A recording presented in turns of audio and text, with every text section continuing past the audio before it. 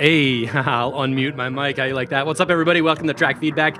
We got a bunch of music for today, some comparisons of versions, and I don't care if you can see my mic. I want you to hear my voice. Hi, and hello.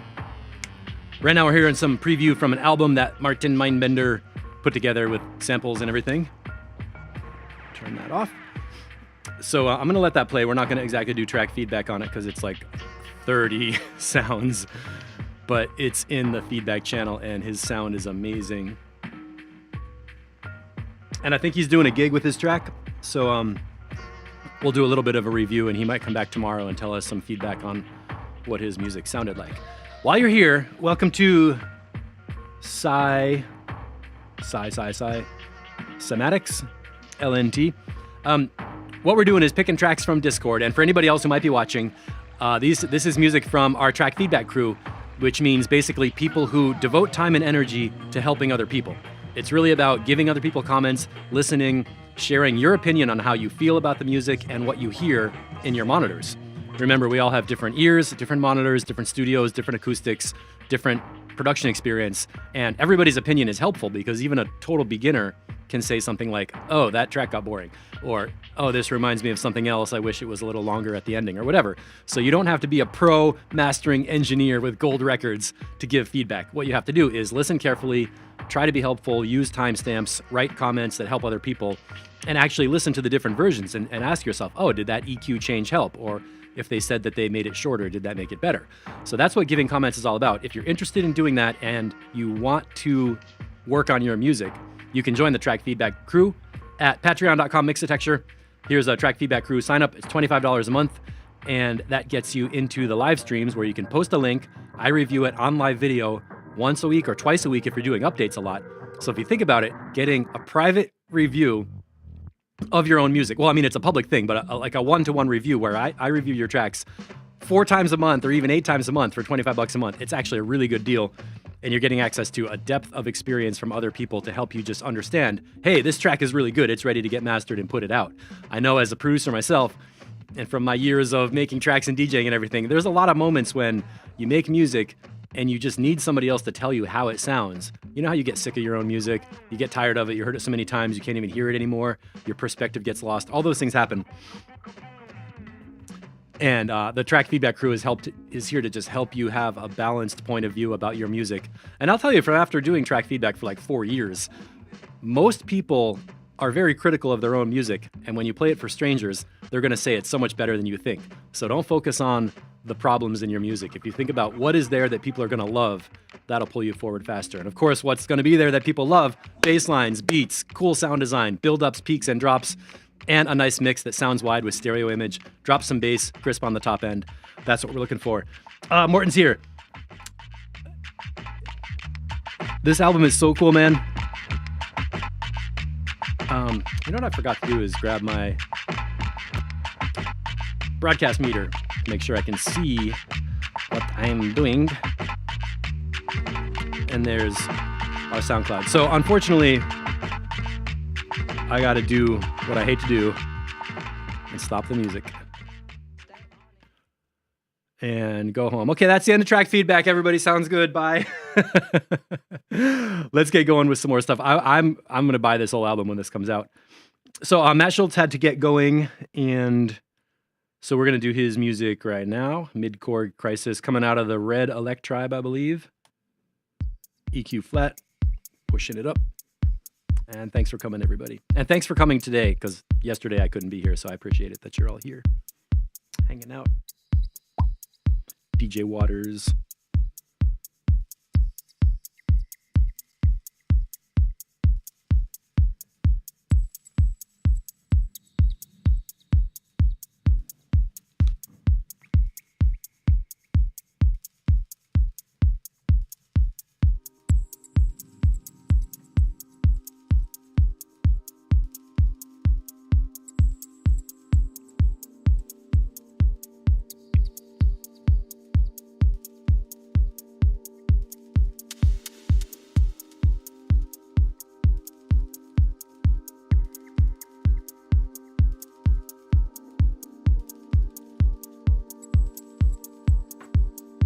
Oh, you got the 12AX7 tube in that one. Okay, the chord stabs are cool. The opening pads are a little quiet. Ooh. That soft background pad could even be a little louder because the kick drum came in nice and loud.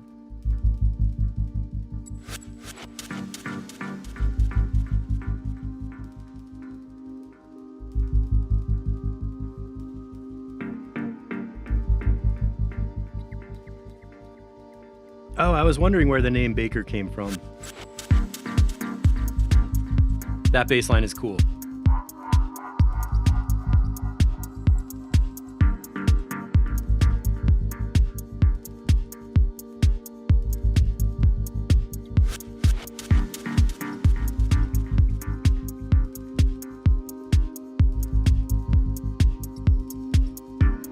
Pad fades in louder. Okay, good. This sounds really good right now. I mean, the mix is solid. I feel the pad coming up louder right here.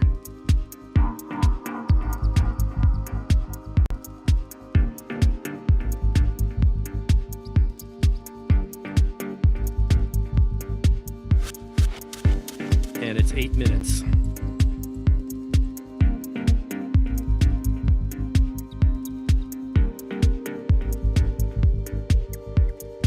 I like that little reverb on the snare drum too.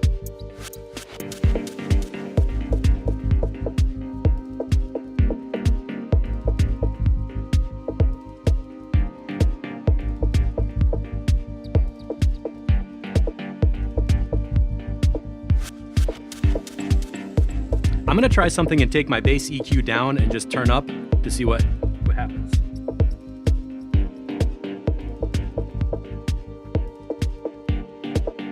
So that's like a -6 dB low shelf cut.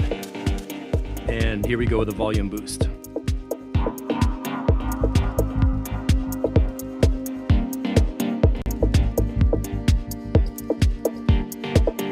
To me, that sounds better.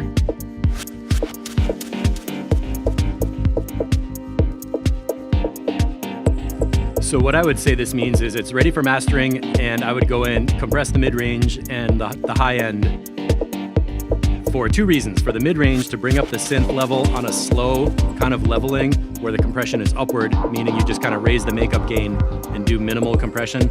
And then on the high frequencies, do like a faster type where you're trying to pull up the hi-hats and beats to get more of like that crisp thing on the top end. And then the bass line and the kick drum are nicely proportioned to each other. So basically leave the low end alone, just take the mids and the highs up a little bit. And this is actually like a nice like chill house vibe. It's not even as dubby as dub techno.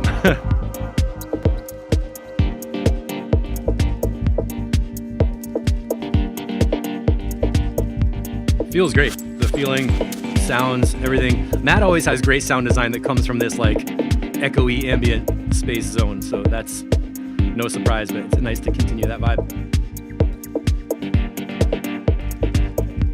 I really like that bassline pulse. Wah, wah, wah, wah, wah, wah.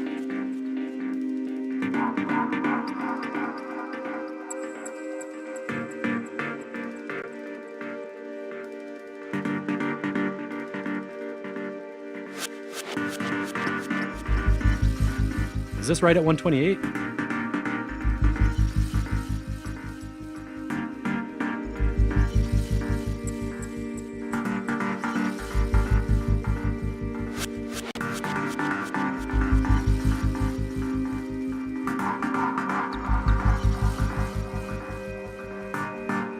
The pad is great. It keeps changing just a little bit.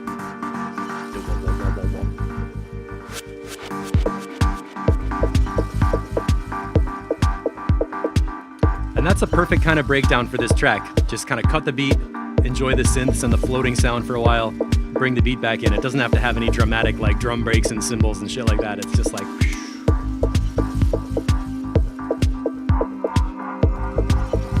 What's that effect at 446?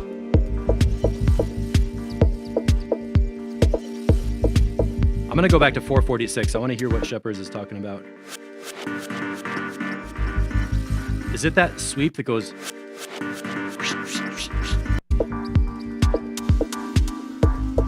That might have been a little like white sweep thing going into a delay.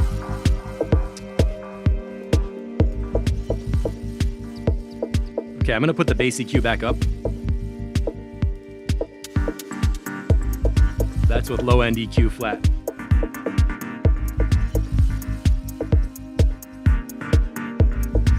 And I'm in headphones, so I'm not sure. This might, if it feels like the low end is a little bit big in headphones, then it's probably too big for a sound system, which isn't a really big problem because you would just get a lot of bass, but it would be nice to really hear the details of the pads, the nature sounds and everything.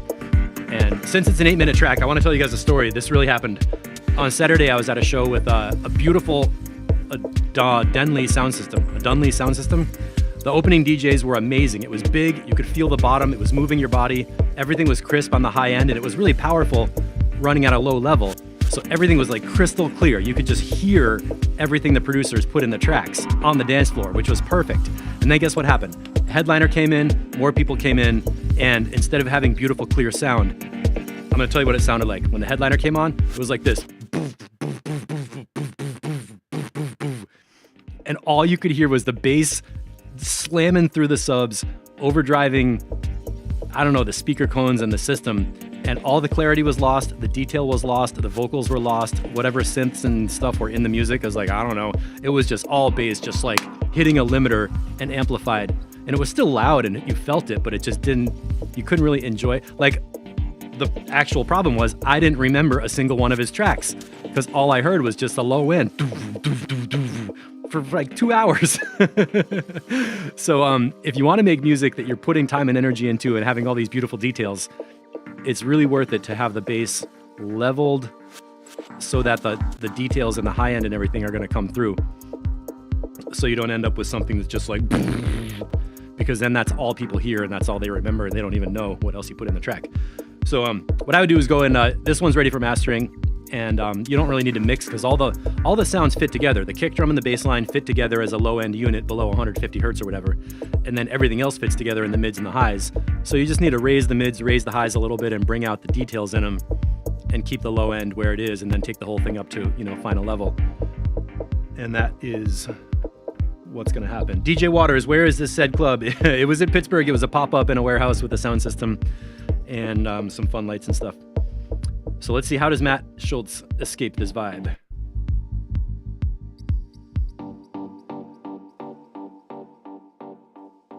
Nice delay ending. One more time, let's just look at that bass line. Where did we get the bass line by itself? That's great, nice peaks right there. You can see even like up to 200 hertz. That pad sound stops at like 250. There's some stabs around 200. So that's a great production job where it looks like your synth group doesn't have much below 200, and that bass line has some really rich overtone stuff around 200. So you could pretty much split the track at 200 hertz, everything below it, process one way for mastering, everything above it, do it a different way, which is like a 2-band multi-band compression. Excellent track, Matt, I agree. Clap, clap, clap. And gonna move on to the next track. Close the tab. All right, Ben Hunt. Is Ben here? I don't know if Ben is here, so maybe we'll do, because we had Ben Hunt 2 and 3. Who is his character? And Mindbender, I gotta put over there. Make it a quick little playlist. Donats.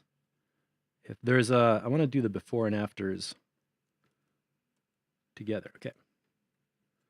So we're going to take these characters over here. So we'll do DJ Waters, Shepherd's before and after, and then Ben Hunt before and after. Time's up, all y'all. This is like a version 2. Got EQ flat. Oh, Ben, you're here. All right, good. So you and Shepherd's are coming up.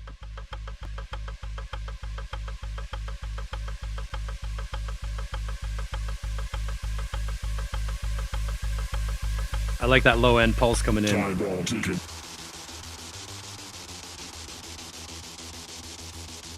This feels like punk rock to me. Like guitar rock.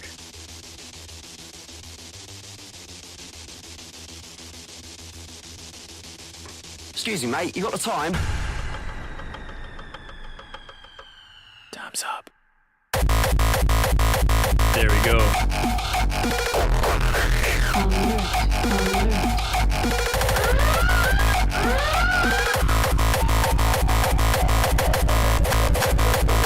Oh, I like those reverse chops.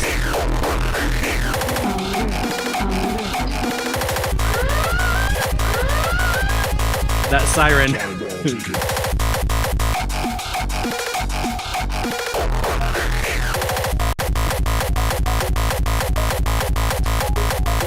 Excuse me, mate. You All got right, the cool. time? The opening section is nice and loud compared to the Time's Up last version. Last time this opening part was not quite loud enough, I think.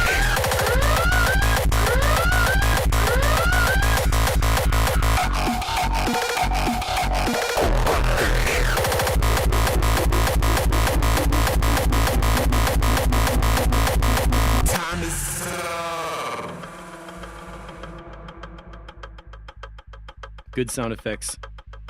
This bass line right here can be louder. The time has come. Alert, alert. System overload. That bass pulse is kind of lurking. Whoa, whoa, whoa, whoa. That one should be like this. That's me on the EQ. Because there's nothing else going on, so you could just let it be like, oh, oh, oh, oh.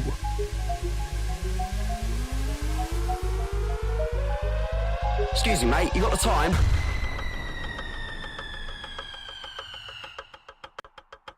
Time's up.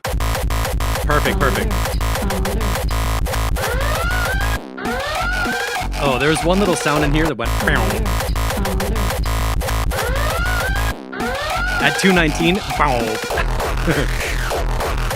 Listen to that one little sound at 219. I like that sound.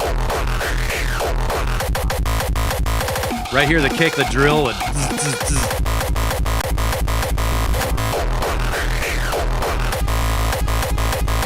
Excuse me, mate. You got the time?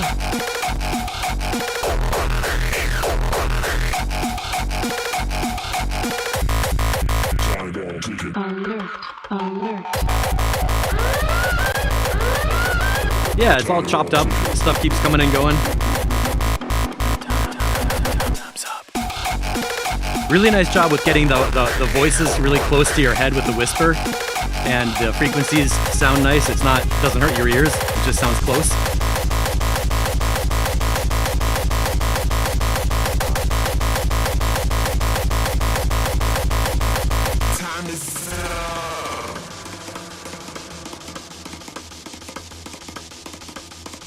I think it should be longer. This part right here. We're in like a nice section right here, right? And then it changes. This part. This vibe could go like twice as long.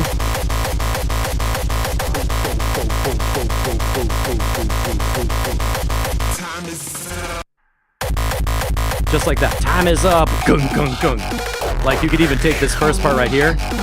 Basically jack it on at the ending.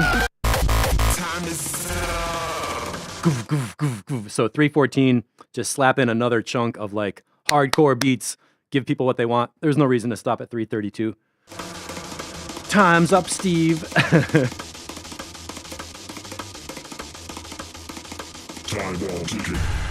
Nice mix, man. All the layers are sounding good. All the feels are coming through. The story's coming through. Crazy stereo. You're gonna want to watch out for the sub below 30 hertz stuff. Excuse me, mate. You got the time? Right there. Boof, on those impacts. Time's up. And even right there. I mean, if the track is huge all the way down to 30 hertz, during the mastering, you should clean up that sub bass just so it's not like completely punishing the sound system. DJ Water is cranking it out. That one, I think, is... Make it a little bit longer, and that could be done. Yeah, I'm happy to add 10 minutes if you'll play it. Yeah, just put it in a 10-minute loop, you know, go get a beer, come back, press stop. Yeah, it's cool, man. Fun vibes. And I like it that the first drop, you basically fixed the main problem where the first drop wasn't quite as impactful last time. And this time it just gives it to you from the first time the beats come in, which is what has to happen. So, very nice. You can put a gold star in the refrigerator.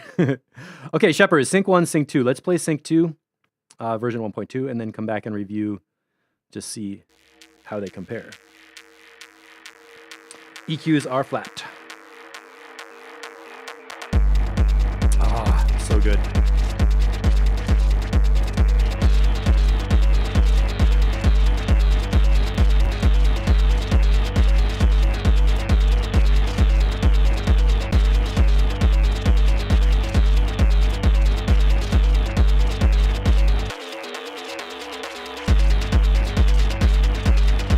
That is a nice low end. That just makes me like, it's right in there.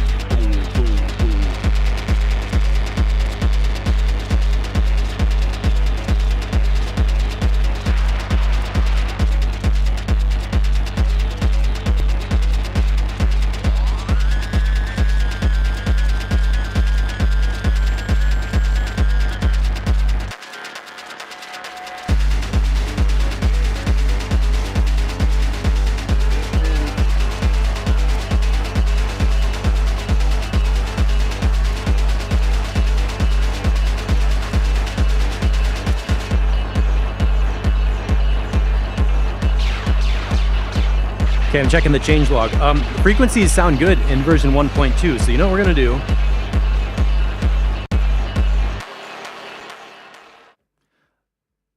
Let's pause that, and let's just listen to the previous version. Kind of get a fresh ear, right?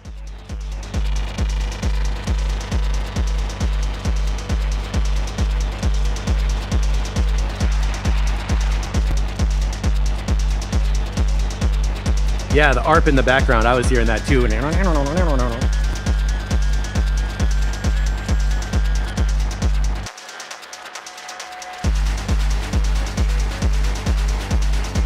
All right, version 1 doesn't actually sound very bad. Let's skip out a little bit.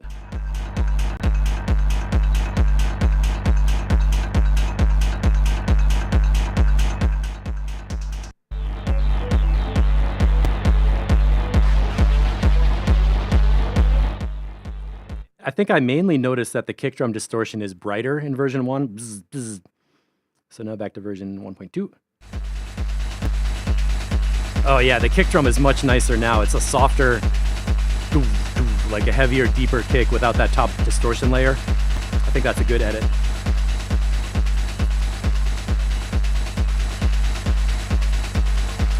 Going into the breakdown. Ah, yes.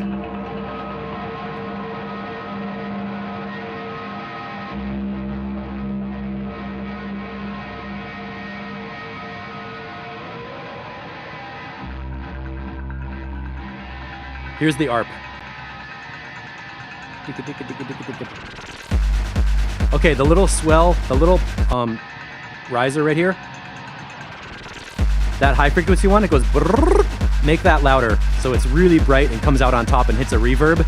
That'll be a nice, like, functions like a cymbal crash, but it's a synth, which is even better. Yeah. This sounds really good, I think.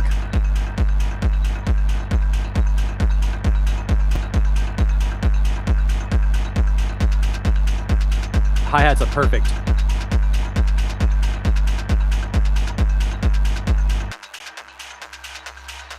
And I want to point out that hi-hat rhythm is giving you a breakbeat, not like a boom bap breakbeat. It's going ticka ticka tick, ticka ticka tick, ticka ticka tick. It's much more effective. If it came in and just went ticka ticka ticka ticka ticka ticka ticka ticka, it'd be okay. You know, that's not like wrong. But check out how it feels. It's like ticka ticka tick, ticka ticka tick. Right here. Ticka ticka tick. There's a little gap that makes it even better. Ticka ticka tick. That's really good. Less is more.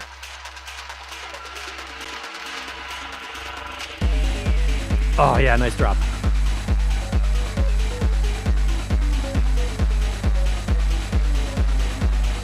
Let me try the high shelf trick here.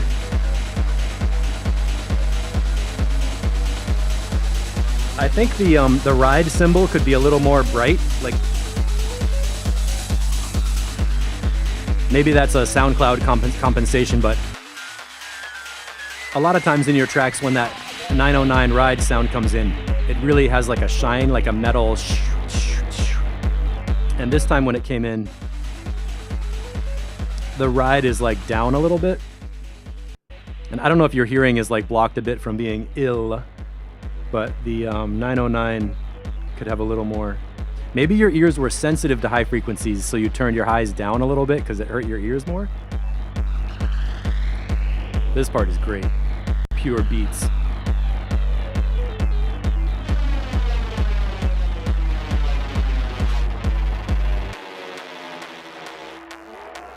Like jet plane flanger. Whoa.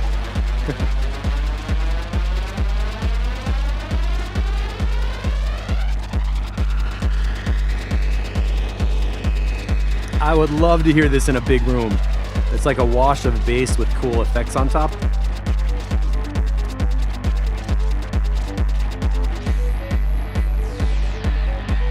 And this ARP can be louder to really come through. Yes, totally. So back here, a little ARP. Make that louder.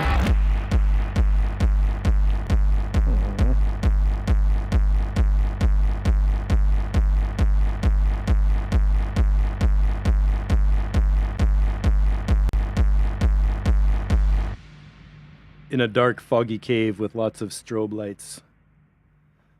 That's good. So ARP sound up a little bit. LFO riser sound from here up a little bit.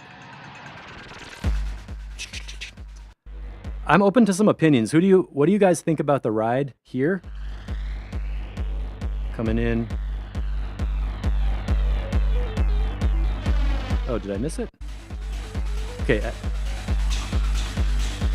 Around 3 minutes. Am I right? Do you think the ride cymbal needs to be louder? Or did I go deaf this weekend? I think the ride could come up a little bit. And other than that, this has such a nice feel. The kick drum by itself is just a great sound that you can lock onto and keep it. It just feels good the whole way through. So really nice job with the EQing and tone. And I like what's happening with the changelog where people are making little notes about the updates from version 2 to version 3. And that reverse beat. So good. I think OSP was the first one we noticed that was happening a lot. And I'm like, I'm going to start stealing that trick. Yeah, Shepherds. Well, I mean, this track is 90% done. So I think version 1.3, if you could even make a quick update for a Saturday, that would be cool. Sync 1. And just one more time. Let's check the ride over here.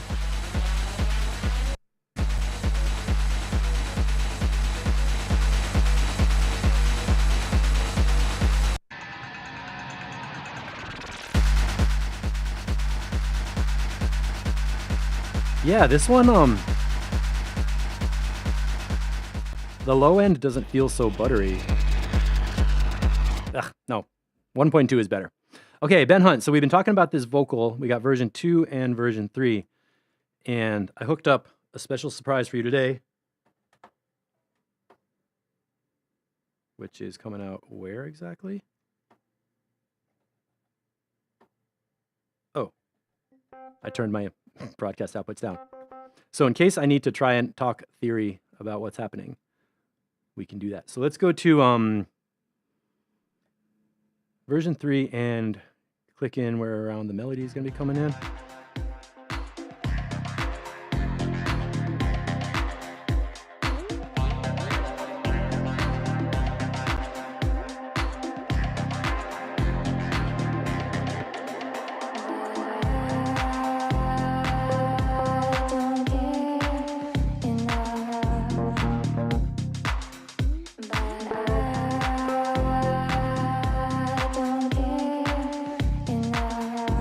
Okay.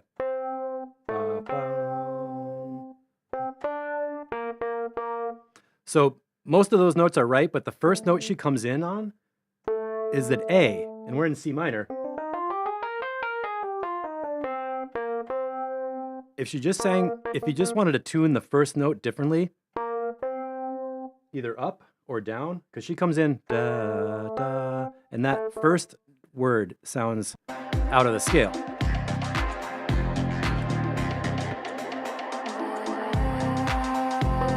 That one's good. Most of it's good.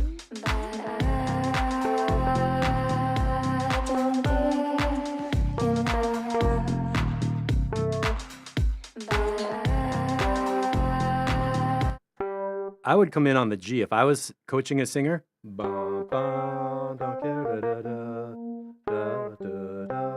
Which makes it feel emotionally darker and more minor. And I can hear that, you know, the singer, like if she was, you could reharmonize that with different chords and have that melody work like in some harmonic universe. But this way that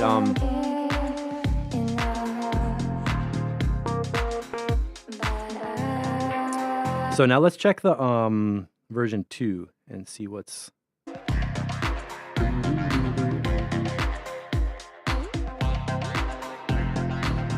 the first word that she comes in on. I'm not sure what the word is, she said.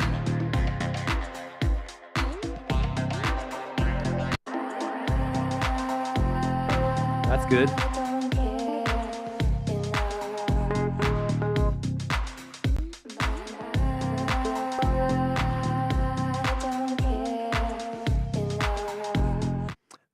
Is she saying, but I don't care enough? The but, the first word. I don't care. And this is great because she ends on the A flat, so it stays in the scale. So that's good.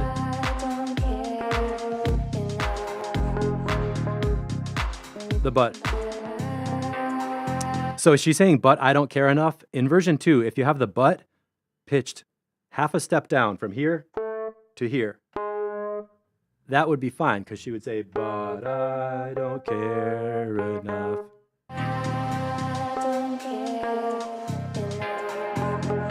And then she ends on the A flat and it's still in. So I like version 2 if you take the first word but and just pitch it down a half a step and then leave the rest the same. I think that will just make it like, ah.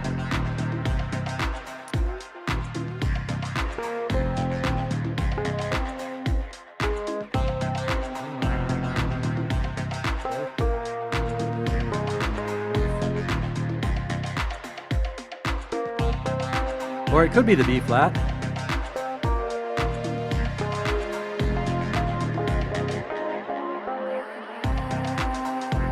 So let me know if that makes sense, makes sense, Ben. But because I think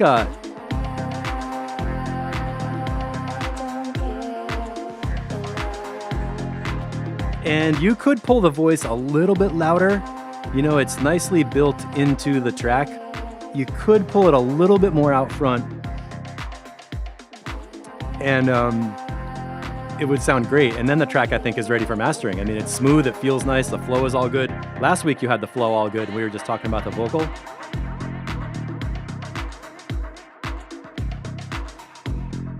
The hand percussion is really nice. The effects are good. Sub bass, kick drum. The groove is good. Everything about it is totally working. Oh, Shepherds. Yeah, Shepherds destroy the vocals. Well, it is C minor, and then it has an A natural, so the person who uploaded probably was just like, they probably didn't know what they were doing. I don't know. And this new little thing at the end, keeping it fresh, that's like the clavichord, clavinet organ down low. It's great sounds, man. Whole vibe's good. The kick is powerful too, right?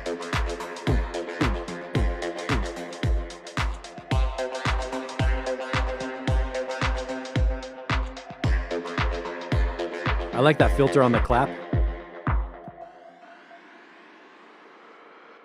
That last riser could be a little louder, but you know, who is counting? You guys. All right, so Ben, yeah, man, one little tweak on the word but, and version 4 is going to be the keeper. Denats is innocent and also not here. Is John Madison here? AFL. I always like to play music with the people who are watching, because Denats is down under. Paul wanted me to play later because he's not here, so, or he's coming later. And is Jens here with us? And Mr. Melvis. Okay, we'll put Melvis before the nuts. All right. Here we go. Tim Laws, mix 1. White noise is not having a key. I don't know. There we go.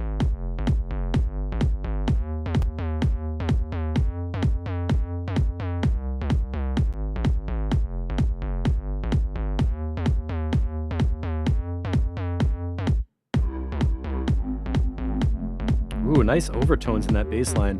Sounds like Ronnie Size drum and bass beats.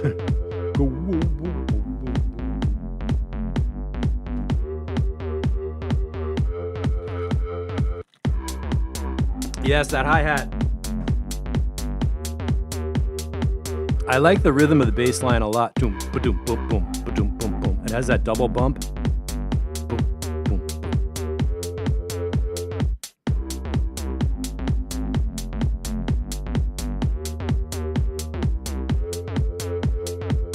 All right, so far so good. We're at a nice big intro section, getting ready for a break. There's the signal.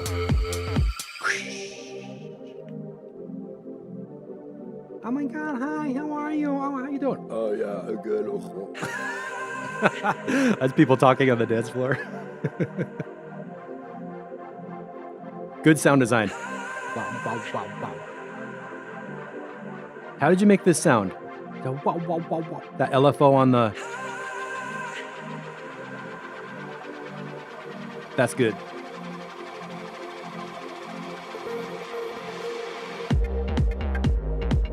Yeah. I like that drop. It was like it caught my attention, but then it came in kind of like still peaceful in the vibe with the chords. Like the kick drum by itself can be enough for a drop. And then now you layer it up. Yeah.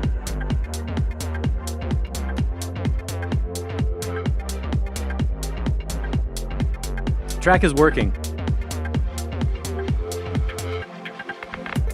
Okay, right there, these little chirps, there's a gap. Right there at 202, those little ones that go make those louder.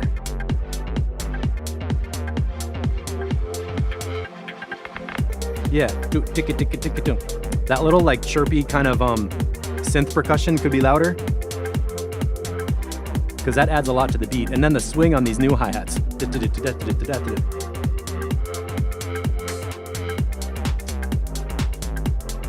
Clap is great. The bass line is cool. Good notes. Vocal sample.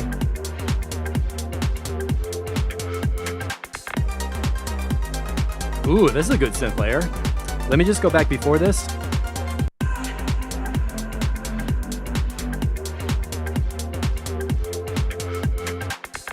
Okay, at 232, there's a little tiny ear candy roll. It was like a little roll thing. Can that be louder? Those little turnarounds, if you just make them louder, and what I would do is use a drive like distortion thing or saturation to turn it up louder and make it a little bit crunchy, and it'll be super bright and come like through. It'll click through the mix in a really nice way, I think. The vocals are cool too. It's like breath and just like sound.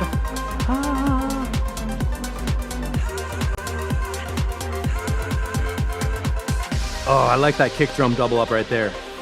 Big signal coming into the breakdown. Boop, boop, boop, boop, boop. I'm impressed. Tim, this is pretty damn good, man, for mix 1.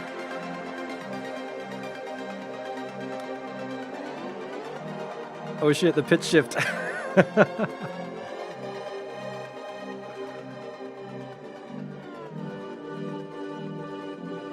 Hey, Paul's here. Good. I was waiting for your track, so we didn't play you yet.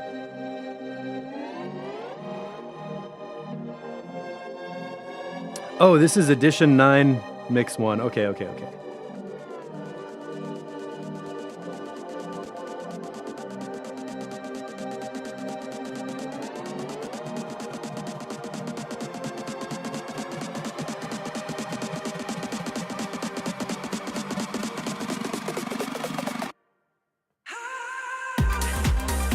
Yeah, I hit him in the head with it.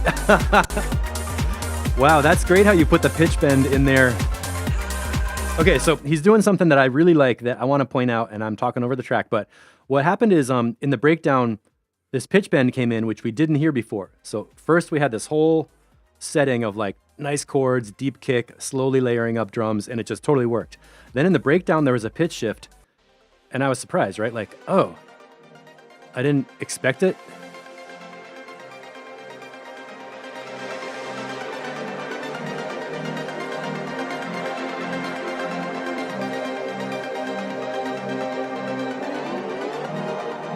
And it lifts you up to a good place harmonically.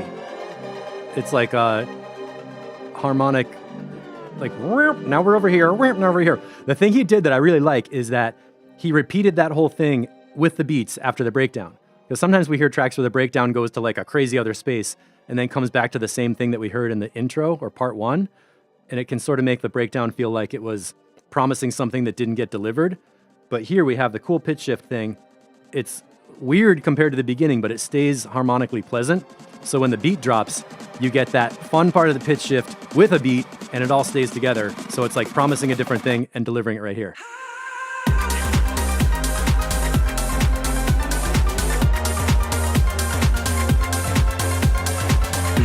And that bass line still totally works with the pitch part, which is great.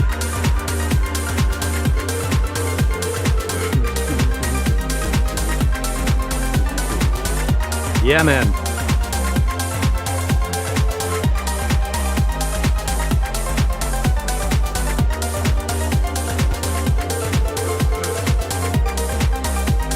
And right here, this ARP is really good.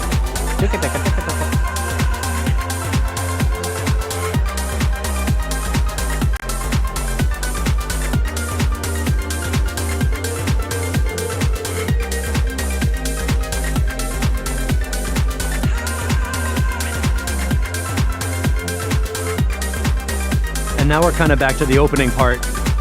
Predictable chords, giving you what you need with the beats. Oh, I forgot about that overtone section. All right. Point number 2, end as you did begin. So at the beginning, I even commented that that bass line overtone comes in right here. Love that bass. It's like a throaty bass. And notice, we didn't hear that bass. Oh, it's a little bit right there in the middle. Oh, wow, okay. And then for so we did not hear that overtone bass all the way through the whole entire track, so it didn't get boring. It was layered up nicely in the middle. After the main build-up, it's not there. And then it comes back clearly at the end, so it sounds like a fresh layer because it's like something new. The synths dropped out and that overtone bass comes back in. And then it reminds me, oh yeah, we heard it at the beginning. So the technique is have a cool sound at the beginning that you play again at the end, and you don't play it all the way through the whole entire time to make it get stale. Yeah, I think this tune is done. Oh my God, right here. Feels like garage beats.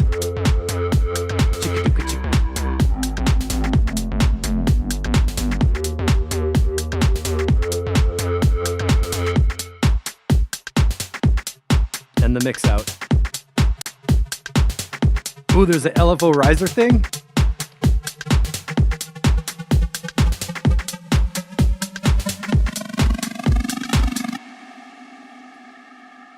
Excellent.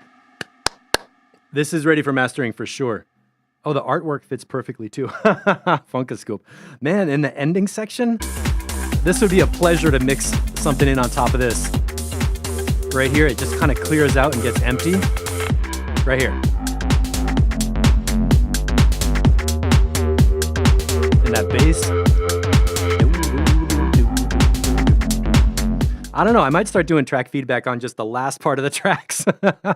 Seriously, Tim, this all the way through is great. I had minor notes on a couple little things to make louder from the ear candy part.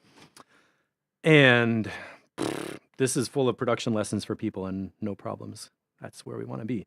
Really nice job. Really nice job. Mindbender, can he stand up to the Temple 01 vibes?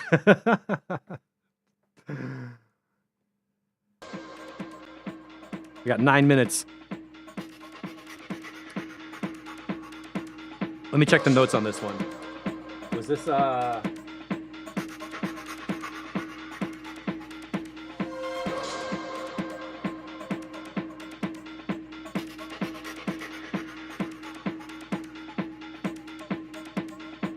right, a remix. I missed to this version 1 on the 10th. I didn't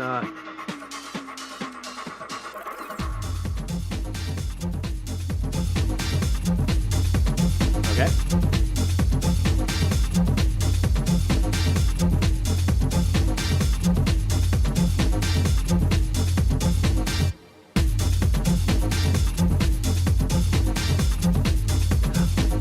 This bass line sounds kind of like a womb.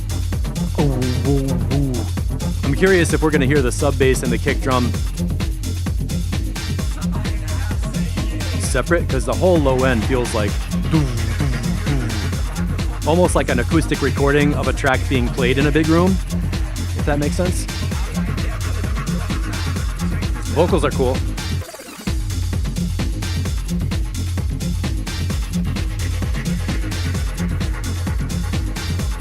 What was that insane news? Somebody ripped off a Dave Clark mix?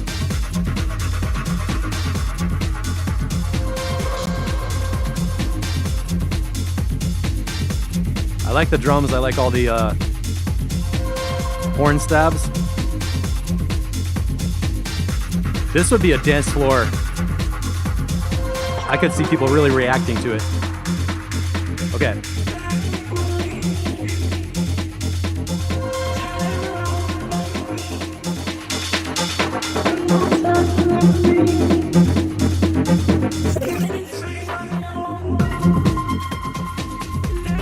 I would look from 200 down to 100 hertz, maybe like the 160 hertz area or something. It feels like that bass line has some kind of extra resonance that could come down a bit.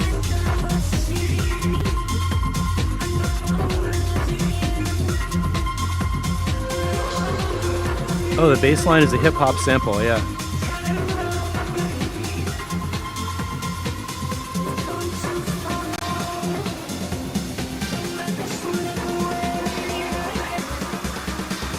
Good build up.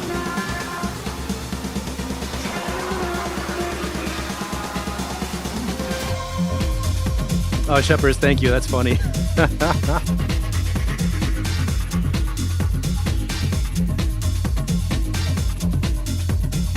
Yeah, this has a hip hop feel, like a b-boy feel. I could see some total footwork dancing with this.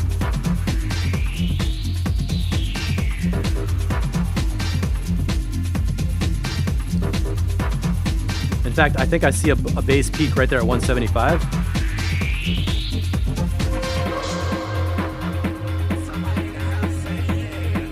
It's just like, but test it out on a system and let us know how it feels, you know? Because you definitely know where you're playing it. Yeah, this is good. It's like big and simple. I think the snare taps could come up a little bit.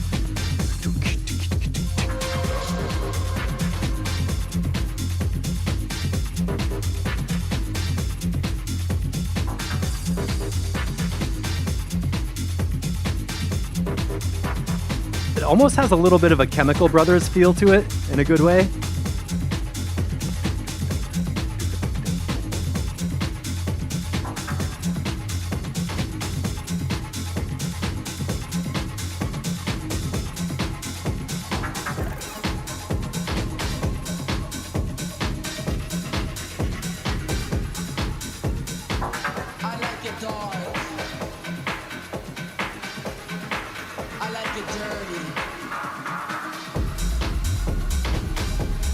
Yeah, we got 9 minutes, so I'm gonna jam a little bit ahead here. I like it dirty. I like it deep. I like that vocal. I like it dark. I like it dirty. Yeah, you guys got that Chemical Brothers vibe, right? I like it This break is awesome. deep. I like it dark. That's an interesting I like it mid-range dirty. kick drum sound. I like it deep.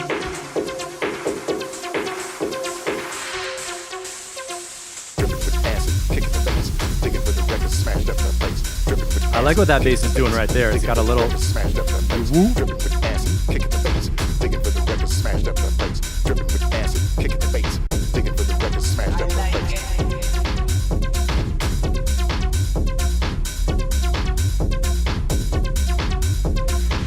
I like it dark. I like it dirty. Yeah. I think people are going to definitely react to this. Nice synth on top. Vocal chops.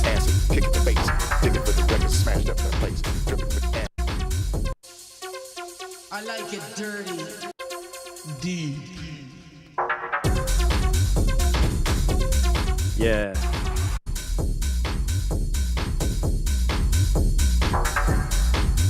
And that has that kind of metallic thing going on. Kyung, kyung, kyung.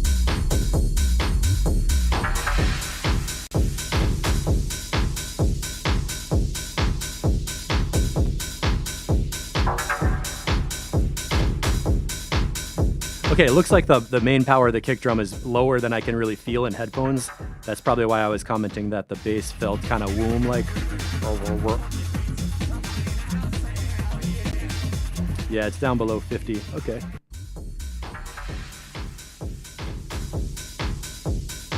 Old school feel reminds me of being in the club right before entering the main location with weirdos all over the place. Yeah, man, can you film like a 60-second video of the crowd going nuts when they're like, I like it dirty? Is there some reverb on this kick? The interesting part of the kick for me is like that part around here, right? I like it dark. I like it dirty. I like it. It's bumping up from like 300 to 800. It's like this big metal kind of. I like it dark. I like it dirty. Right around I there. like it deep. Usually that's the part of the kick drum that we would cut out, like from a kick drum mic on a acoustic kit. Usually around 500 or 600. That's the part we're always dipping out with EQ because it has that sound of like. Ho, ho, ho. But here you're using it as a kick drum layer to add that metallic body. So by itself later on, it does this really cool thing. It feels like it's like the recording feels like you're hearing it in a room. And that shit is cool.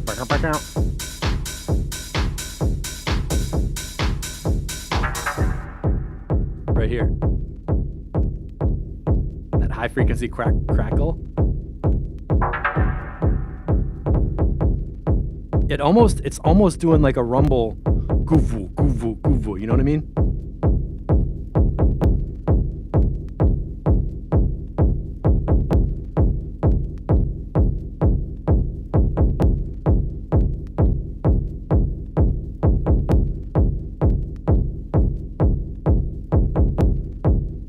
This part you could mix right into Shepard's.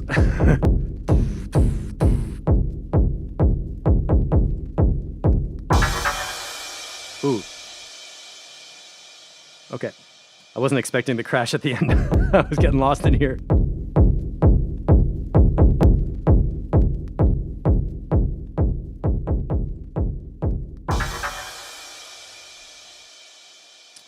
Okay, that's ready to play, and you might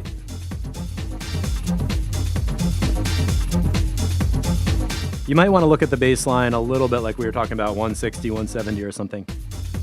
And that gap was awesome.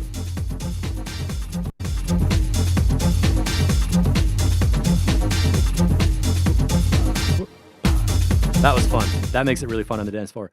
Cool, man. Give this a play live and come back and let us know how it sounds and what kind of room it's in and what you ate for breakfast and what you have in your pockets. And then we're going to do Mr. Malvis. EQ is back to flat. What time is it? Wow, it's been an hour already. Who knew?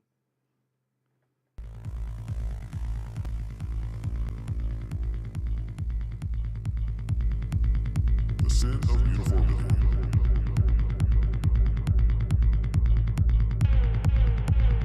Good stereo stuff happening there.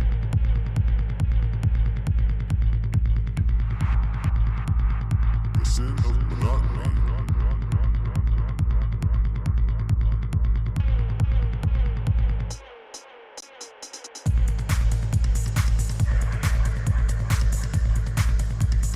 The sin of uniformity.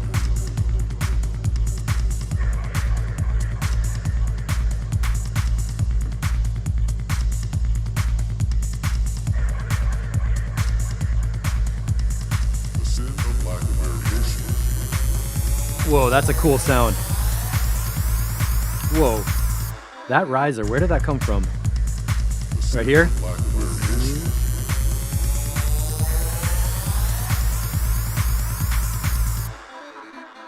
It actually felt like it came from underneath somewhere and came up. The sin of monotony.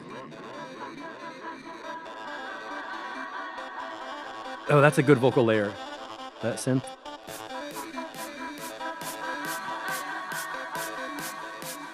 The sin of lack of variation.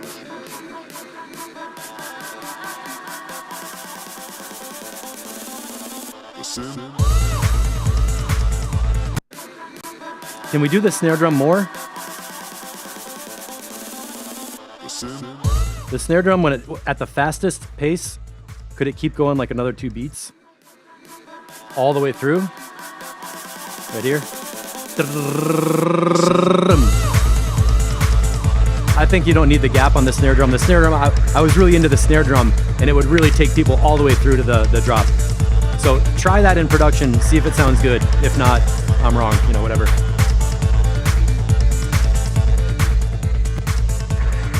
Low end is banging, man.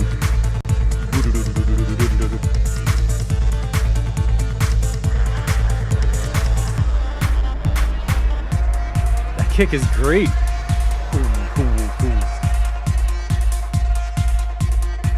Monotony reveals our limitations.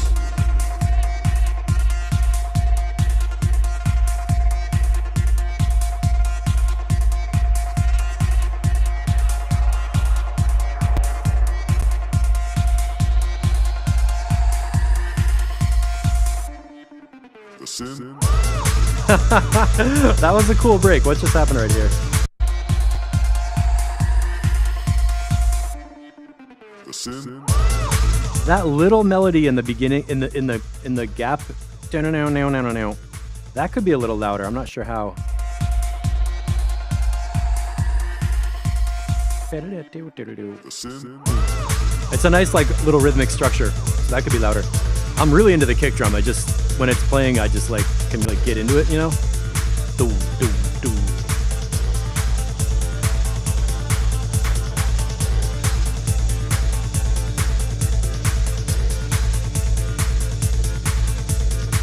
I see a spike up there at 10.3 kilohertz. I can feel it more than I hear it. It's more like, The sin.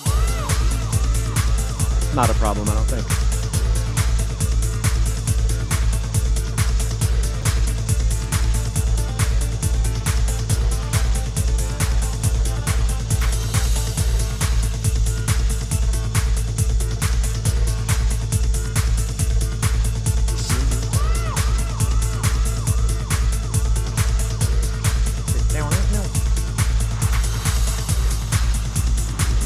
Ooh, good. I like how it's changing. Layers coming in and out.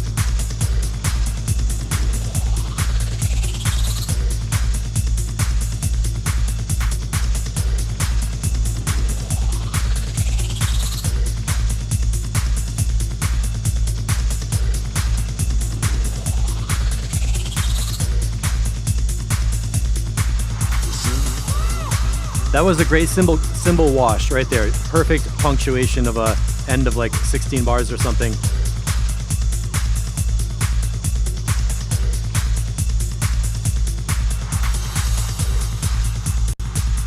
Okay, good. Peeling back layers, removing elements as we go in towards the end. Oh, that kick drum is so good. When the bass line drops out, the kick drum gets even better. Pow, pow, pow. Totally. And the beep sound, right? Yes, right here.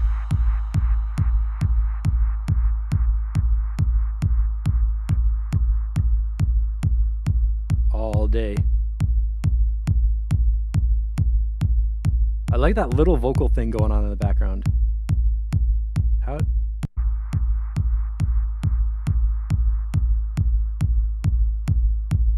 There's a little delay of the vocal. Wow, wow, wow.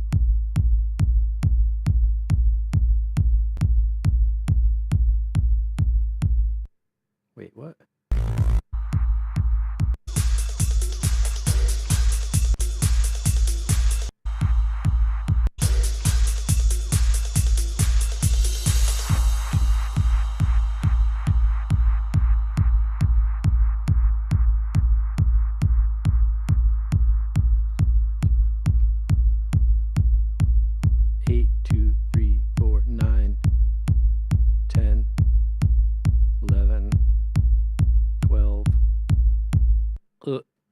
Make the kick drum 16 bars at the end.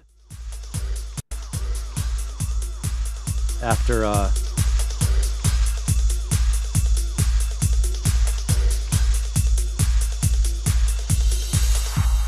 from 417, after that last cymbal wash, because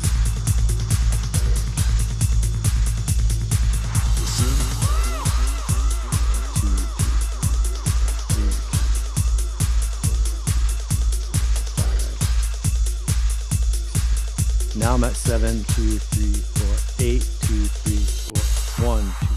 Yeah, starting from 417, the ending went 12 bars, which it's easy to do this mistake. I've done this a lot, like stopping at 25 bars when you want 32, or like stopping at 25 bars can be a mistake when it feels like it should go to 32. And in the same way, stopping at 12 bars can seem like it got cut short when people are expecting 16 bars. So just literally copy and paste the kick drum out another 4 bars. That's what happens when, if you're counting in 4-bar measures or 4-bar groups, it's really easy to do 12 and think you're at 8 or 12 or 4. Anyway, it seemed like it just stopped a little too short, and that kick drum is so good. Add on another 4 bars of kick drum, count from 417, make it 16 bars out to the end. And for fun, that.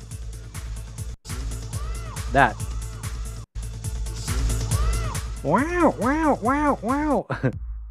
Right here. Wow, wow, wow, wow, wow, wow. Might be fun to play with that sound over the ending. So, Mr. Melva's 5 different kick drums. Get out of here. Anna Morton kick drum sample. It sounds great. It sounds low and deep, and the kick drum by itself is just like one thing I could just keep listening to, which is good, good, good. Nice job. Totally. And going completely outside of the genre that you were doing with guitars and stuff before. That's kicking some ass. Changes all the time, stays interesting. And let's make sure I got enough time. Yeah, we do. Okay, cool. Donats, I'm innocent. Donats was framed. EQ flat. Boop, boop, boop, doop, boop, doop. Total Donat style. With little analog on top. I mean, a little fuzz on top.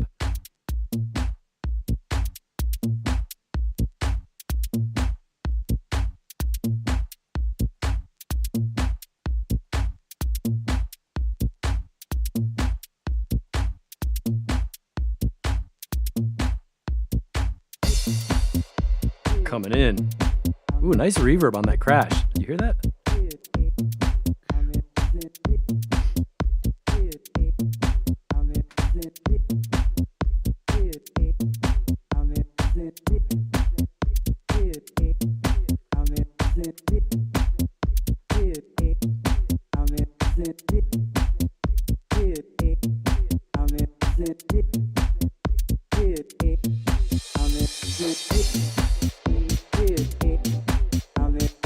Okay, I think the reverb is a little bit too big on the hi-hats right here. I would take the reverb down. Keep the reverb that was on the crash was really good, but the hi-hats need to be a little more dry so they're like a little bit up close to your face. I like that organ thing coming in. Call and response. Call and response.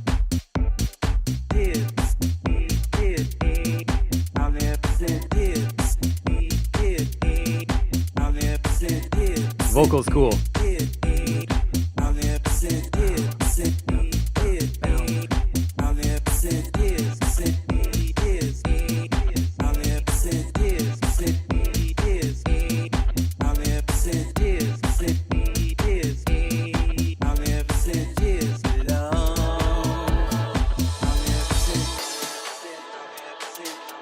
Perfect, perfect.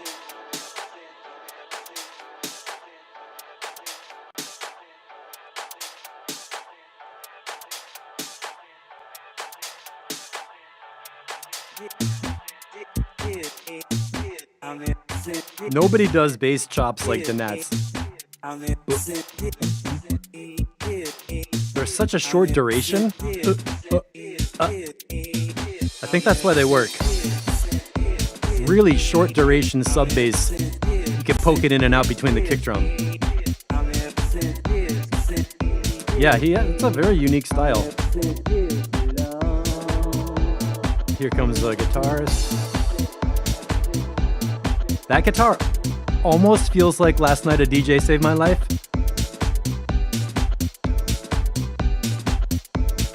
But just the feeling of it, not like the actual sample. Wait, hold up. There's a little hi-hat right here. It was like a little doubled up hi-hat.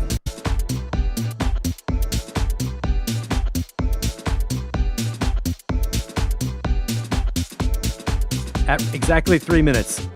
Chick-a-tick, chick-a-tick, chick-a-tick. I hope that comes back in later because that was a cool rhythm.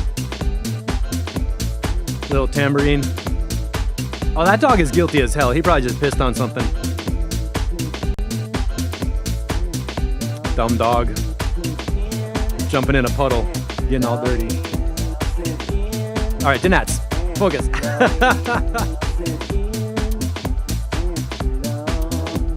This one feels great. Ooh, now it's getting empty. Yeah, bass, drums, echo sample on the vocal. Perfect. And now come in with that extra little hi-hat layer.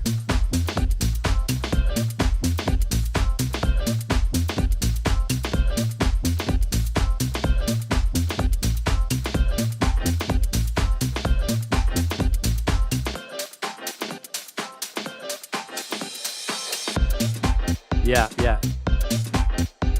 That's cool. Nice drop, no vocals. Groove keeps going.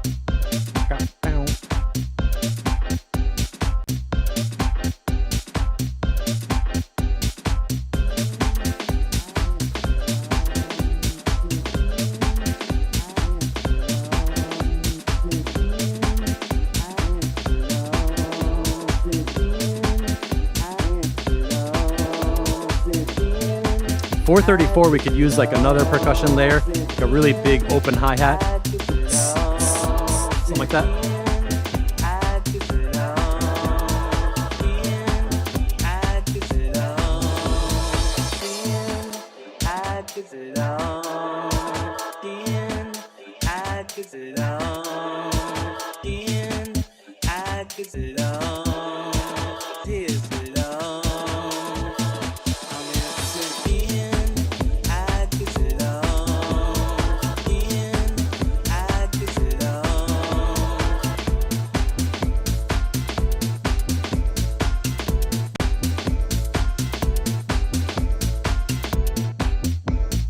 Oh, cool. It just got big and simple at the end.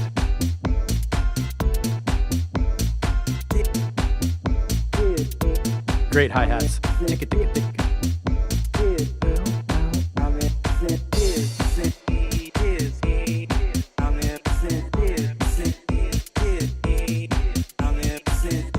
do you think it's like inside Adam's head? Like if people are talking and he's like, wow, wow, wow.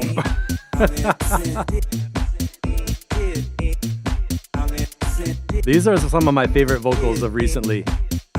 They feel really natural, like loud, clear, chopped up, fits all the time, doesn't get boring. That background vocals.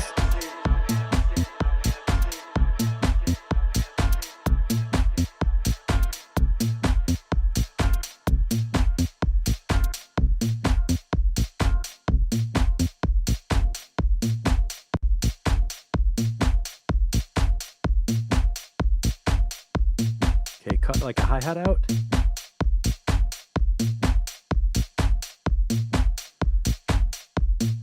And crash. Cool.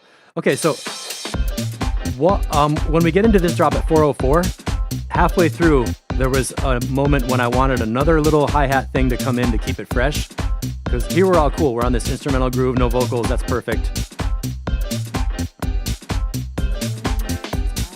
There, the little tambourine kind of thing came in, took the energy up, which is great. And there's space, I think I said 434 for like an open hi-hat. Like right here, take it up again, right? Right there till the end of this phrase, just one more percussion layer, even louder and brighter, to just make it like you're adding another layer of energy. I think that would help and just be so fun. And takes you right into there. So,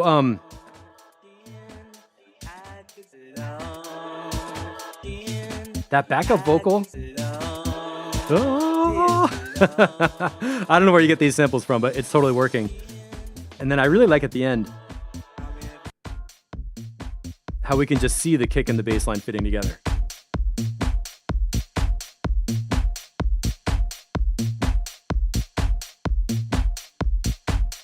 Maybe you could take the kick drum and have a slightly shorter duration.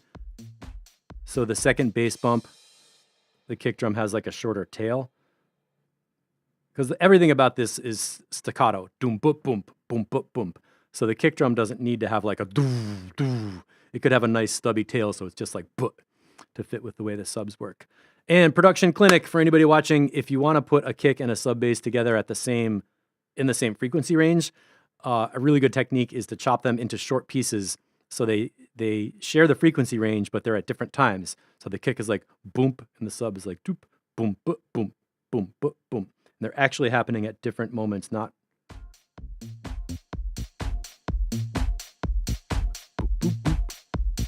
so there's those sub bass pulses that are very low, but a lot of them are popping up in between the kick drum to give you that like up and down doop boop boop in that style feel. You're right, DJ Waters. People love dogs. You can always just share this as a dog meme and be like, would you believe what my dog does when I play this track? And then show the dog like licking his balls on the beat. I'm a genius. I don't know where I get it. I'm telling you, I should charge for this stuff. Okay, John Madison, we got 2 tracks, AFL, and Paul's here now, right? And I think, oh my God's here. His mind is like a square LFO. So let's do Paul, because you're here, and then we'll do John Madison and wrap it up with Jens. So EQs are back to flat. The dog is done licking his balls, and we can play the next track. Whoa, wait, hold on, let me start over. Okay, cool kick drum. I think that might be a sub bass conflict. My first impression was the bass was like, what? Let's see where it goes though. Ooh, that synth is great. It's so wide and bright on top.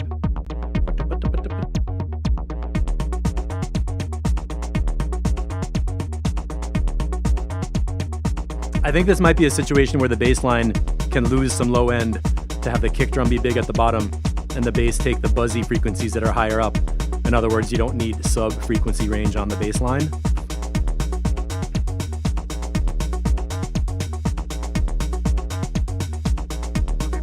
Oh, yeah, Piv, we just played Mr. Melvis's track. It sounded awesome.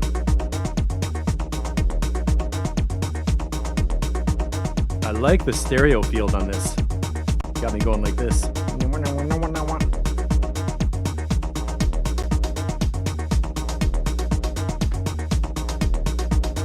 Oh, cool. Rough sketch, 90 minutes this morning. That's good. That's a great morning activity.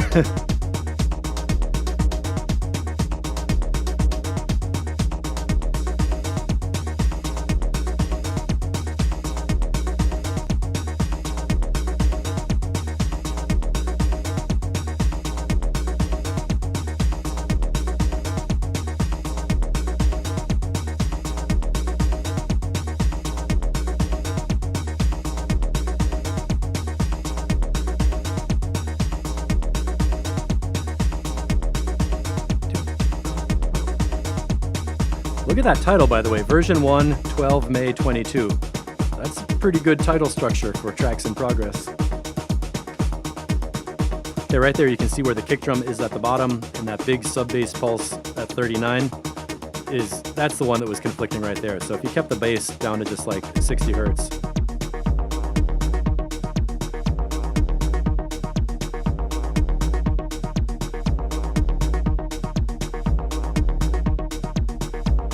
When I do a version 1 like this for the first thing in the morning, I'm always just kind of adding layers together, finding out how the sounds fit. I don't even think about the song structure yet. This is cool. New drums coming in. The drum mix sounds pretty good.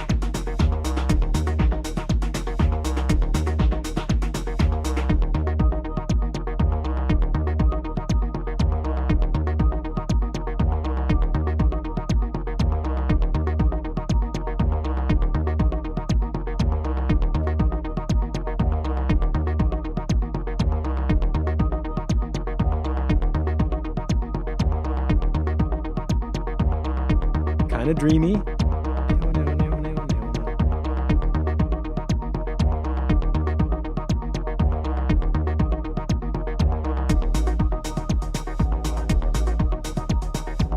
Same comment as last time, or last track. The hi-hats have a little more reverb than you need.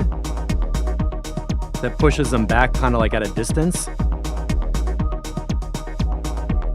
So not so much reverb on the hi-hats, or maybe take a shorter decay time on the reverb. So the hi-hats have like a little space around them, but they're not coming from far away. All right, Ian. See you later. Put your pants on. Yeah, Piv, I agree. Sounds good. Need some cleanup in the sub layers. I like the sounds that you're working with in the stereo field, the things that are changing, and the beats, yeah. Geez, I think the theme of the day is like Chemical Brothers type breakbeat acid house stuff, because this has that same feel.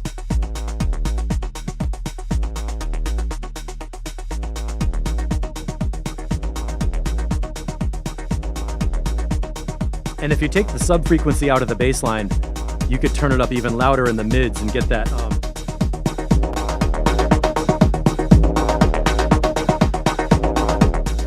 all that filter stuff. Wow. It'll just be even better and better and louder when you cut some of the subs out of the bass and turn it up.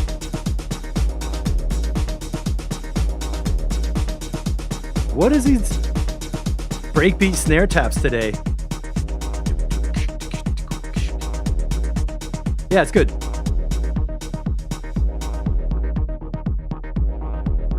Boop, boop, boop, boop. Kicks are nice and clean. Can hear each individual one.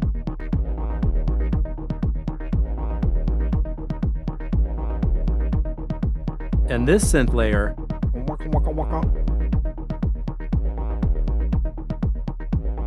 maybe could be,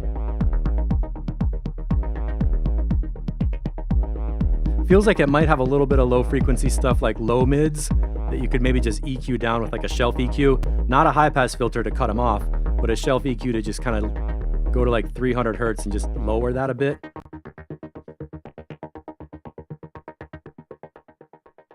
Oh, perfect. Good. Good illustration.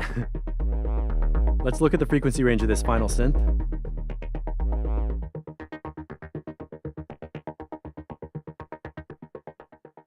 Yeah, I would take a low shelf EQ, about 250 hertz, and just lower it down like -6 or something like that. So when that synth is bubbling along, it doesn't fill the low mids the same place where the bass line is going to be buzzy and big. So what are we gonna do? EQ that synth a little bit with the shelf EQ down, and then put a high pass filter on the sub frequency bass line up to like even 75 hertz or something like that, because it'll still be there, but we want to emphasize the buzzy part of that bass line, not the low sub part. And when you do that, the kick drum is going to be nasty.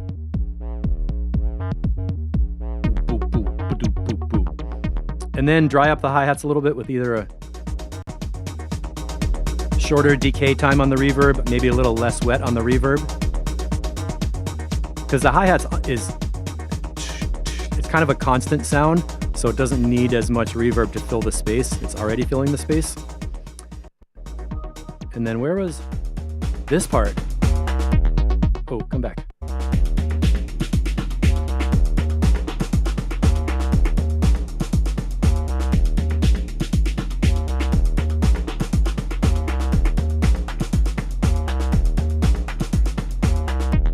Those breaks are really cool. They're snapping.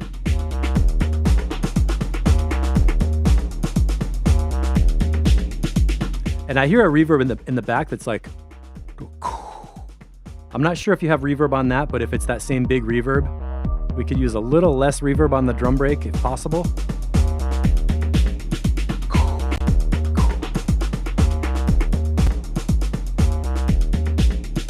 Right there. There's a little more reverb on there than necessary. Now, if that's baked into the drum loop, if that's an audio sample, this would be a great place to do that thing where you make a loop and turn down the transients on it. So you like, it's almost like a noise gate, but it's happening inside the sample. To just kind of like dry up that loop so it's just really cracking and clacking.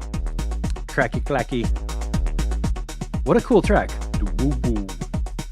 And I love what the bass line's doing. Wow, wow, wow.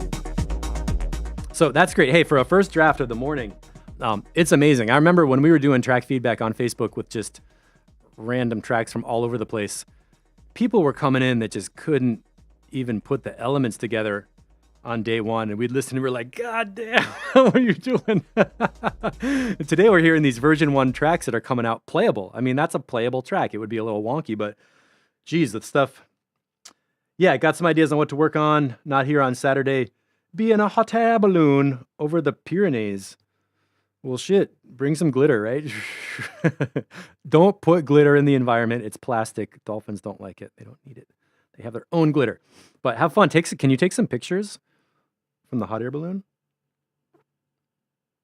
I have never been in a hot air balloon, so I don't know if that's a good idea or not to drop stuff out. Maybe seeds, maybe like flower seeds. Then the farmers are going to be shooting at you. Look at my farm. Okay, these are 2 different tracks from John. So let's check out what we got. This is reversion 2 of a Hermitude EQ flat. Thanks for hanging out, everybody. 125. And if you happen to get an email from me about the Mix of Texture compilation, I want to collect the pre-masters right away by next week so we can send them off to Pivglit for mastering. And we're doing the techno release first, and then the house release is going to be after that. So we'll be looking for some more house. Paul Robinson, there are no dolphins in the mountains. Yeah, but glitter goes like a really far distance, you know, so kind of like they'll eventually get the glitter. I know there's no dolphins in the mountains.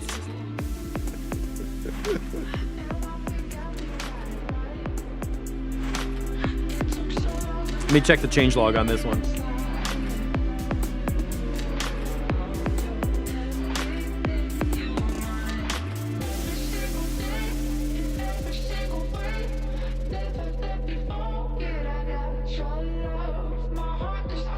This bass is awesome.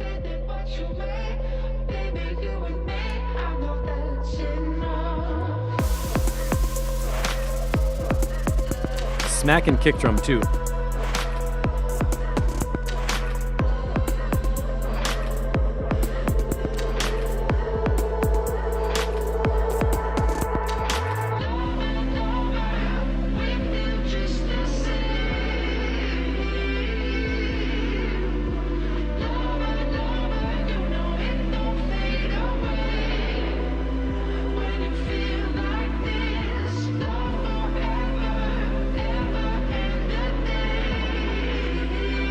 Okay, this is a remix that's due like tomorrow.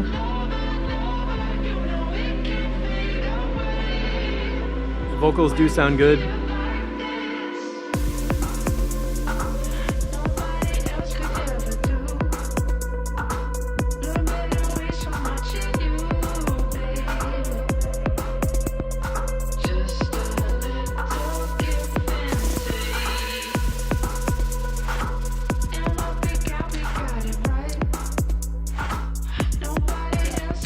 I think this is done. I looked at the notes from last week and then through the week. Let me push up the low EQ because some people were talking about the kick needing more bottom.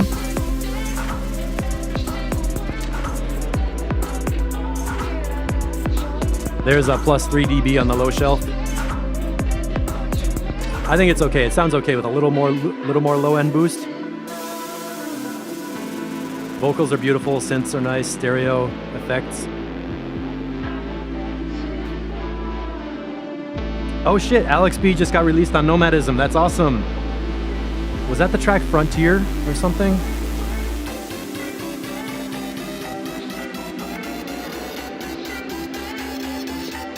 Yeah, this is totally playable. Going up. Elevator up.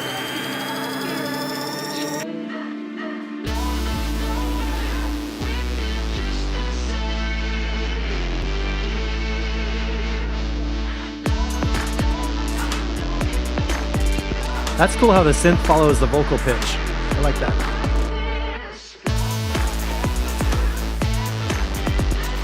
Yeah, hitting it hard. There we go. Now, now, now, now. Kind of a sing-along track.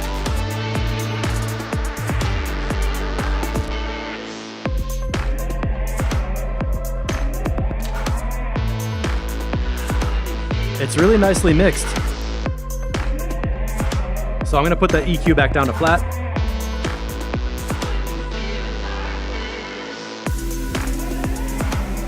Totally playable, sounds done. It sounds professional actually. This sounds like some of the most kind of commercial radio music that, from anybody in the group, I think this sounds the most similar to what's on the radio with the vocal and the phrasing and stuff. Yeah, good track.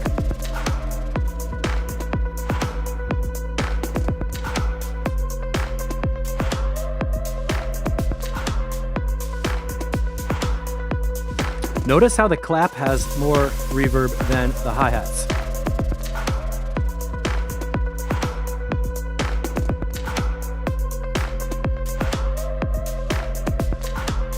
That might be so obvious, I don't know if that needs to be said, but when you're working with drums and space, you know, the snare and the clap can take a lot more reverb because they don't happen as often on the 2 and the 4 beat. And usually the hi-hats are happening on 16th notes or something more often. So if you put the hi-hats into the same reverb with the snare drum, you get too much hi-hat, which is why people do several different reverbs with long ones and short ones and split them out. Dude, John, AFL, good shit, man. That sounds done. That sounds ready to be submitted. On the 4th, you said it's due in 12 days, which is now. No, it's not now. That'd be the 16th. Well, due soon. 4 and 12 is 20. So I hope you're ready to put that up and maybe you win the remix contest. I'm not sure it's house music though. You put it in the house category, but who cares? And VBS version 2.5, EQ back to flat. Let's see what's up. I'm gonna check the change log on this one.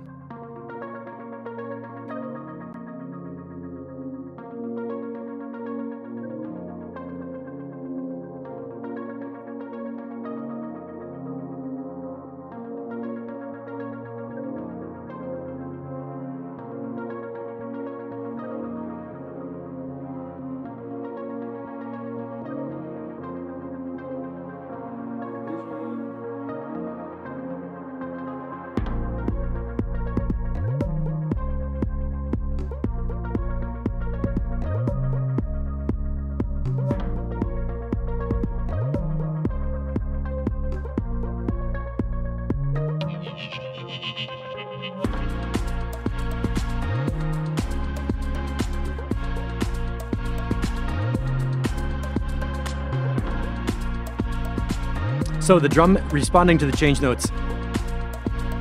The drum mix sounds good and the reverbs. It even feels a bit dry. I don't even notice the reverb being distinct, you know?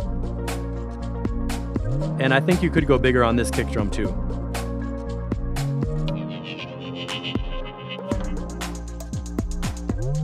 I'm gonna go up with the low shelf EQ.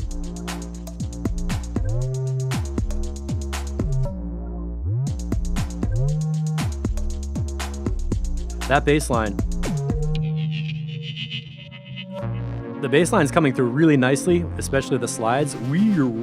So when I say the kick drum louder, I would leave the bass where it is and bring the kick up relative to the bass line so we get a little more kick drum. Here's EQ back to flat. I really like how that one,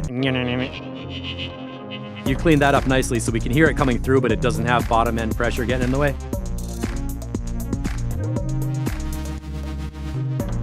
Nice and buzzy.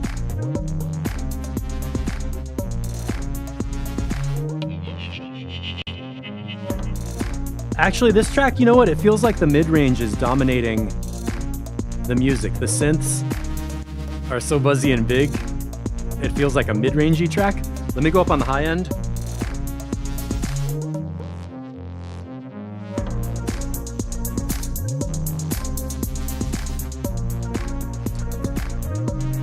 That snare is good. I feel like there's space for the high-end percussion, like the high part of the snare and the hi-hats to come up a bit. So I'm gonna do a low shelf boost, high shelf boost, and just see what happens.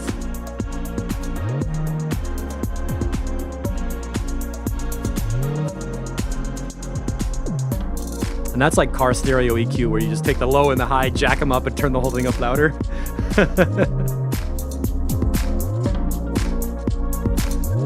For distinct elements, I would do kick drum alone, like plus 4 dB or something like that. And then take the stereo group on your drums. Maybe do a high shelf on the whole group, or hi-hats a little bit louder. There's a shaker in there that's cool. Or like a high shelf at 8K, or just a bump above 4K, not that piercing part, but like 6, 7, 8K, that airy part of the percussion. Could be up a little bit. Hey Paul, thanks for hanging out. Glad you could dip in. Okay, there's EQ back to flat. Nice sounds, the arrangement's awesome. I didn't have a single comment about the flow of the track. It's like interesting, changing, has a theme, and build-ups and stuff. So the arrangement's awesome, and the sound design, the sounds all hang together and fit really well together. So we're basically talking about minor edits of mixing a few elements differently, and then in mastering it'll get all louder and brighter. That'll be good. Version 2.5, you could be done at version 3. Piv, thanks. Yeah, kick could come up a little bit.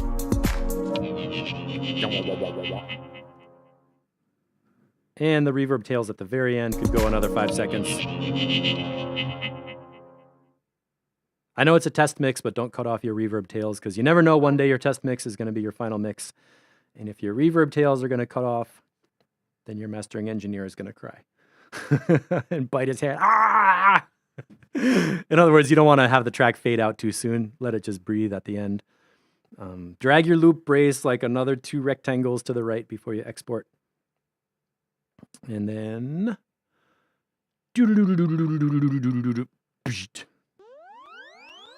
our super electronic sounds. Version 5, mid-side. So mostly we were talking about EQing and the high frequencies on the electronic blips in here. Let me check the change log.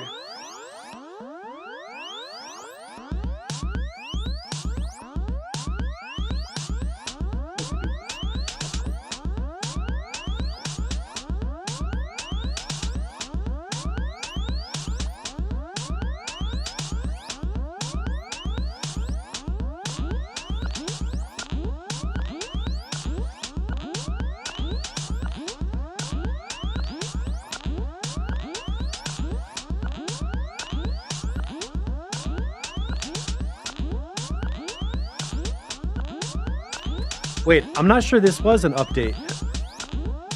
M1.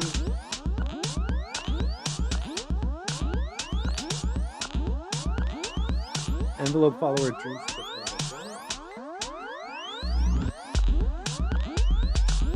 Oh yeah.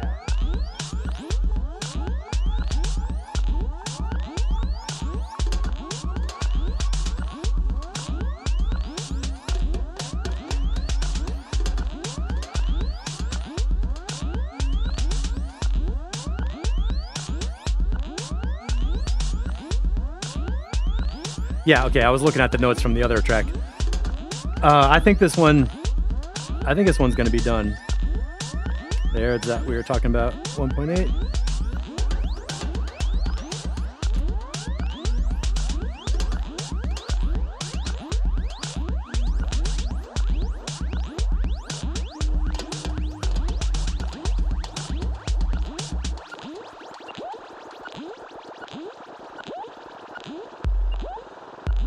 The sounds are so cool in this track.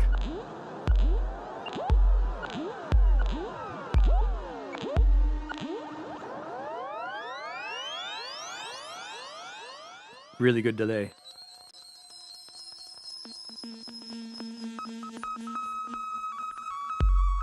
Okay. It's bright, but it's not as bad as it was at first. At the beginning, we were like, whoa, this part was too much. Now it's like, it's bright, but I think it's gonna work.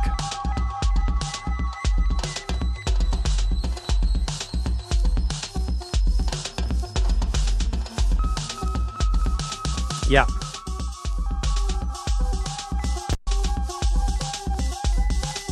This synth layer, that sounds like it could be good with a straight kick drum too. Right?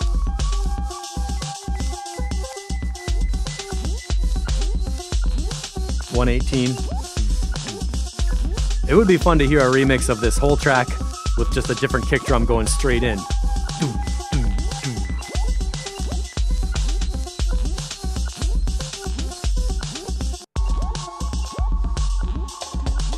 Yeah, Jens, I think this is done. How do you guys feel out there? I mean, I'm hearing all the drums, the synths, the lows.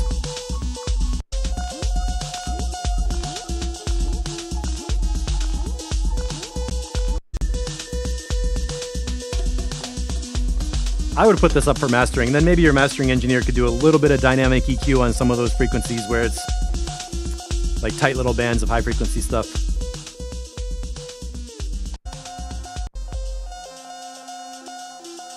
Because this is what we call pure electronic music. It's really about the blips and bleeps. And that's all you need sometimes. It does sound like a dream from another planet too.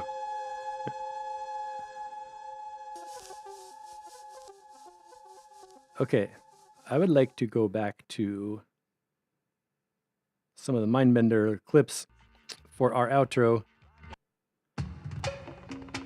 This is such an interesting, the Survival EP. We heard this in production when he pulled him out and got all these little clips. I think he was challenging himself to do really cool, different music with only samples and simple stuff like from the Hardware days. And now we're here in the master. So that sounded good. For anybody who's new to the Mixotexture universe, what I'm doing is playing tracks and track feedback from people who are friends and sometimes students. And if you want some help with your Ableton Live production, you can check out courses.mixotexture.com. And all this stuff that I talk about with the frequency spectrum and where's the kick drum and what hertz is the sub bass and where do we do the mid-range. You can learn a lot about how to EQ your tracks. You can even see the spectrum analyzer right there on the screen. This course is where you learn about the frequency range, the range of human hearing, what the numbers are, what the different instruments sound like, and how to work with presets to dial in your sounds so that when you want to customize an exact drum beat or keyboard or vocal or bass line or sub or kick drum, you have some help to do it and you know what you're doing when you dial in your frequencies at a certain number. Once you get used to it, it gets a lot easier, and then you can really snap your mixes into focus to emphasize the part you want, to pull it forward, and basically cut out the part you don't want so it doesn't crud up your mix. There's also some stuff on basic mixing and sound design and compression and other things in there. So you can hit up courses.mixotexture.com anytime you want. And if you are ready to join the Track Feedback crew, you can do that through patreon.com/mixotexture. Sign up for the Track Feedback crew, and that will let you submit your music into Discord, where we review it on live stream, and other people give you comments to help you make your mixes sound pro and get them ready for release. Which also means, if you're the kind of person who wants to give other people comments and be part of the community, I think you can see in our comments in the replay or our chat, people are hanging out, talking, remixing with each other, doing collaborations. It's really an amazing community. So all you people watching, thank you so much for being here and contributing all the vibes. I could not do it alone, and you have good ears, sometimes better than my own. And Morton, have a really good gig tonight. I don't know if you're still here, but it sounds like you're going to play a fun show and test out that mix on some speakers. Oh, there you are. Cool. Morton, you will definitely be busy. Yeah, take some photos. Can you take a photo of the sound system? Can you just like stand in front and take a picture of the sound system? I'm curious about the sound system, the room, the audience, how people react, like a video of people dancing. I just love that feeling of seeing a new track at a show when you feel people react to the music and you're just like, yes, hitting the spot. So that's it for now. I know it's only Thursday, but if you got some updates ready, we're going to be back on Saturday for track feedback. And we'll see y'all in Discord. Thanks, everybody. Oh, one more thing. Bye-bye.